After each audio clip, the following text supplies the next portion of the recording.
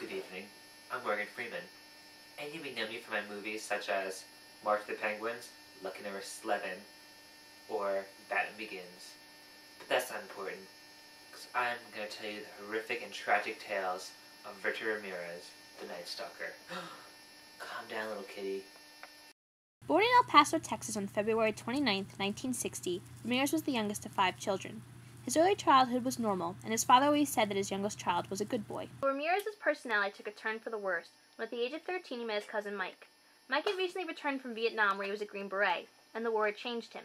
The two would often sit in Mike's basement and smoke marijuana, and Mike would entertain his young cousin with horror stories of how he would mutilate and torture the enemy back in Vietnam.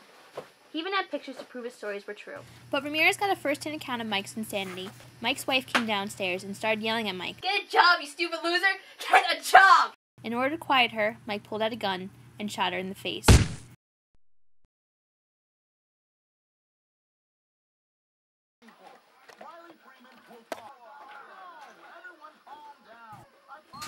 Soon Ramirez would skip school and spend all his time smoking pot and eating junk food, the latter of which gave him an extreme case of halitosis and rotten teeth.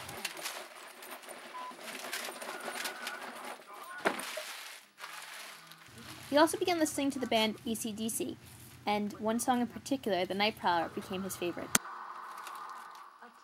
When Ramirez was 18, he left his hometown of El Paso, Texas, and moved to Los Angeles. Prior to his move, there were no reports of him killing anyone, although this would soon change. On June 28, 1984, Ramirez killed his first victim, a 79-year-old woman. He'd snuck into the woman's apartment, stabbed her several times, and after he killed her, sexually assaulted her. On March 27, 1984, Ramirez killed the Zazara couple. He shot the husband first, then proceeded to rape his wife, and once he was done with her, killed her. Ramirez then went on to kill 11 people, attempted to murder 5 people, and raped 11 women. The most disturbing thing about Richard Ramirez was the way he entered his victims' homes. Often all he needed was an unlocked door or an open window. Oh snap. After many more murders, eventually the policemen found a fingerprint at the scene of the crime, and they were able to make a positive identification with Ricardo Richard Ramirez. The police then put out an all-bulletin report on Ramirez's identification. He was eventually recognized by a group of people who then chased him and continued to beat him up. He most likely would have died, but the police came and pulled the mob off of him.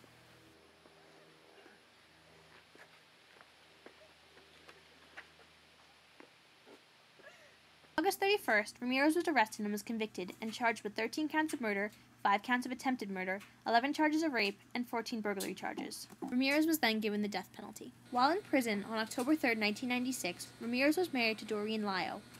She was one of many who wanted his hand in marriage. Tramp, that's my baby's daddy. And she was often threatened with physical violence when she went to visit him by other fans. And that is a tale of Richard Ramirez, one of the most horrific serial killers of all time, who is still waiting on death row for his final sentence. Good night, be safe, and remember, always lock your doors. I'm Morgan Freeman.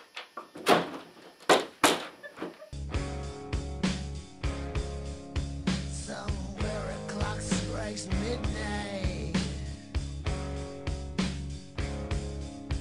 and there's a